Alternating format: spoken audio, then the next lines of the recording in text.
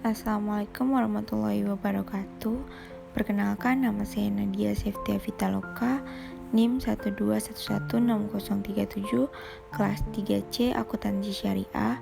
Tugas ini untuk memenuhi UAS mata kuliah Ilmu Kalam. Sekian, selamat menonton.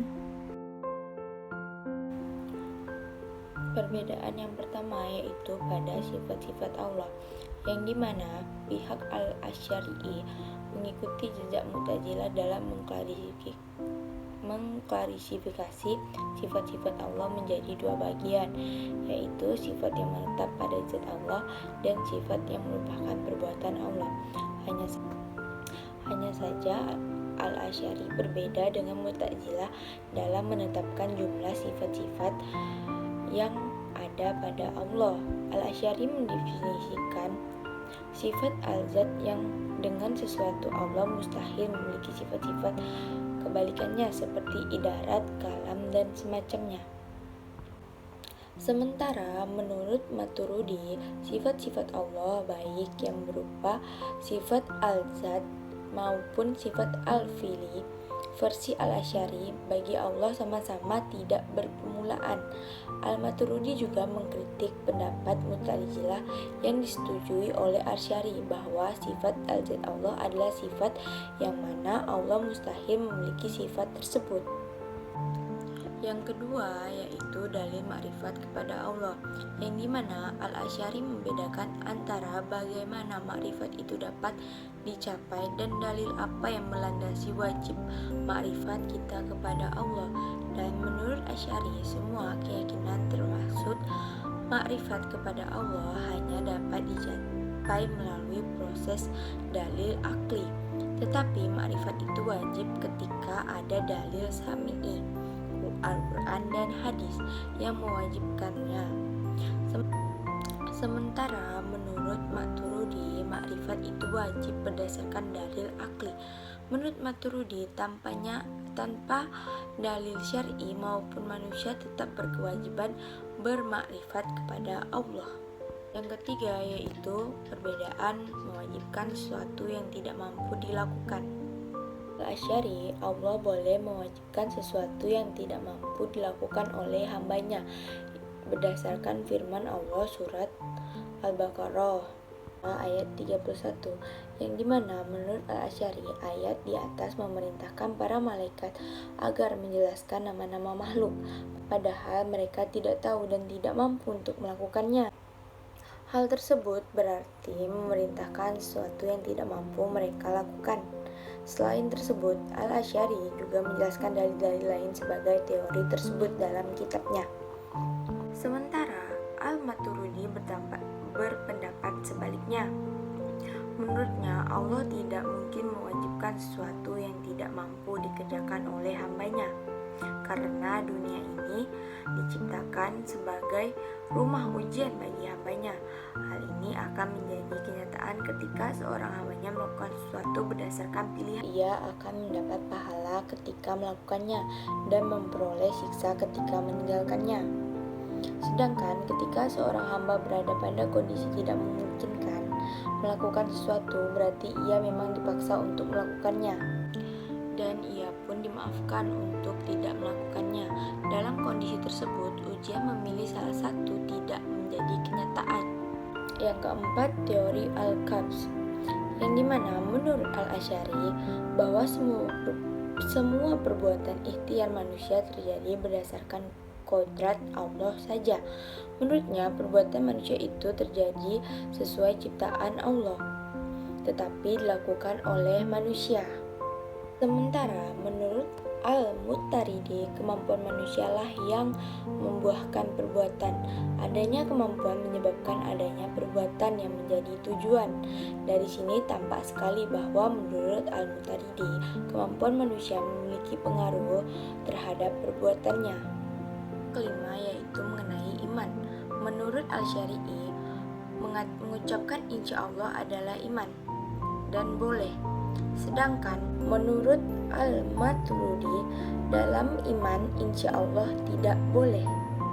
Al-Asy'ari juga berpendapat bahwa iman dan Islam memiliki hakim objek makna yang berbeda. Sedangkan Al-Mutaridi menurutnya iman dan Islam memiliki satu objek yang sama.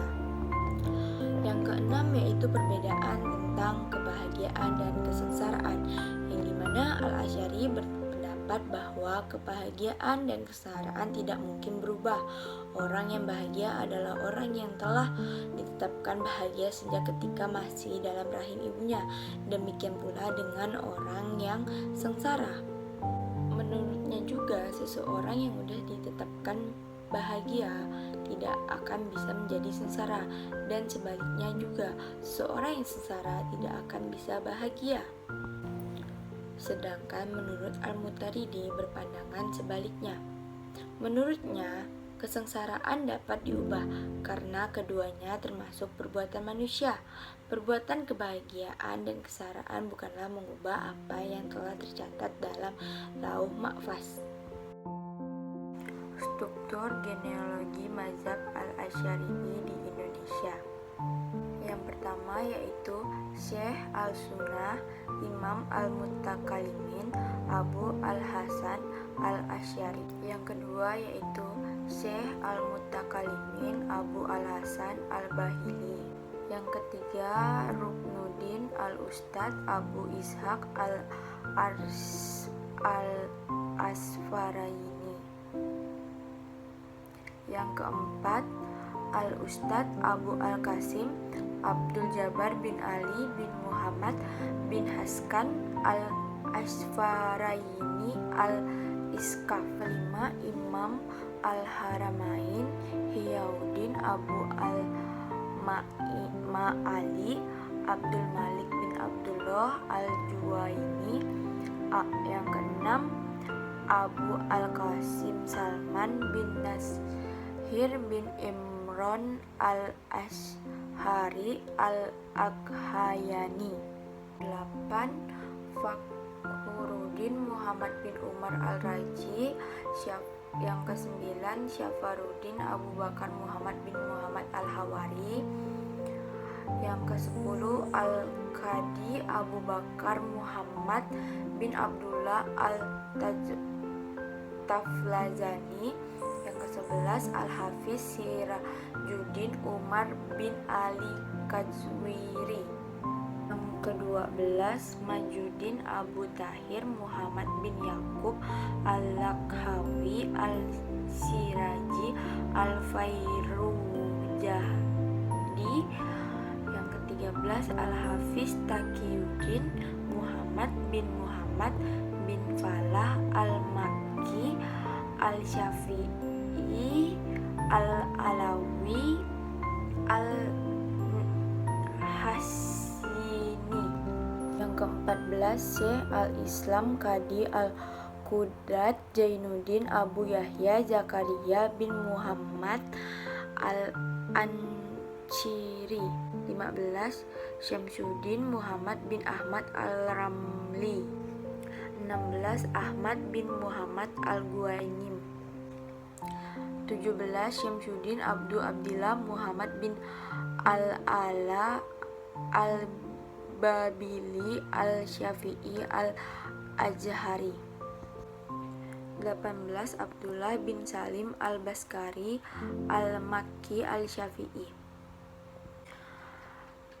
19 Salim bin Abdullah Al-Basri Al-Syafi'i. 20 Syamsuddin Muhammad bin Muhammad Al-Dafari Al-Syafi'i. 21 Isa bin Ahmad Al-Barawi Al-Jubair Al-Syafi'i. 22 Muhammad bin Ali Al-Syanawani Al-Syafi'i. 23 Utsman bin Hasan Al-Dimyati. 24 Syahid Ahmad bin Jaini Dahlan. 25 Syahid Abu Bakar Utsman bin Muhammad Syatta Al-Dimyati Al-Husain Al-Syafi'i. 26 Muhammad Mahfud bin Abdullah Al-Tarmasi. 27 para ulama tanah air seperti Kiai Haji Muhashim Al-Syari'i Jombang, Kiai Nawawi bin Nur Hasan Pasuruan, Kiai Haji Muhammad Bakir Yogyakarta, Kiai Abdullah Wahab Hasbunullah Jombang, dan masih banyak lainnya. Struktur genealogi mazhab Al-Maturidi di Indonesia. 1. Abu Mansur Al-Maturidi. 2. Abu Muhammad Abdul Karim bin Musa bin Al-Bajdawi. 3. Husain bin Abdul Karim Al-Bajdawi.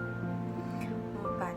Muhammad bin Husain Al-Bajdawi. 5. Al-Qadi Syahrul Islam Abu Al-Yurs Muhammad bin Husain Al-Bajwadi. 6. Al-Hafiz Najmuddin Umar bin Muhammad Al-Nasafi. 7. Muhammad bin Nars Al-Nasafi. 8. Hasamuddin Husain bin Ali Al-Sakhagi. 9. Abu Muhammad Abdullah bin Hajjaj Al-Kashkari. 10. Syamsuddin Muhammad Al-Quraisy. 11. Al-Hafiz Ibnu Hajar Al-Asqalani. 12. Syekh Al-Islam Zakaria Al-Ansyari. 13. Syamsuddin Muhammad bin Ahmad Al-Ramli. 14. Ahmad bin Muhammad bin Yunus Al-Qurasyashi Ad-Dajani Al-Husaini. 15. Burhanuddin Abu Al-Irfan Al-Mula Ibrahim bin Hasan Al-Qurani. 16. Burhanuddin Abu Hamid Muhammad bin Muhammad Al-Budairi Al-Husaini Al-Dimyati Al-Asy'ari Syafi'i, populer dengan sebutan Ibnu Al-Mayyit. 17. Muhammad bin Hasan Al-Munir Al-Samanuddin Al-Syafi'i. 18. Muhammad bin Ali Al-Syanawani. 19. Utsman bin Hasan Al-Dimyati. 20. Syahid Ahmad bin Zaini Dahlan. 21. Syahid Abu Bakar bin Muhammad Syatta Al-Dimyati. 22. Syakil Muhammad Mahfuz bin Abdullah Al-Tarmasi. 23. Para ulama tanah air seperti Kiai Haji Muhammad Hasyim Asy'ari Jombang, Kiai Haji Nawawi bin Nur Hasan Pasuruan, Kiai Haji Muhammad Bakir Yogyakarta, Kiai Haji Abdul Wahab Hasbullah Jombang, dan lain-lainnya. Saya sudah membaca sebanyak 3 kali dari teks yang Bapak berikan. Sekian, terima kasih. Hanya itu yang dapat saya sampaikan. Wassalamualaikum warahmatullahi wabarakatuh.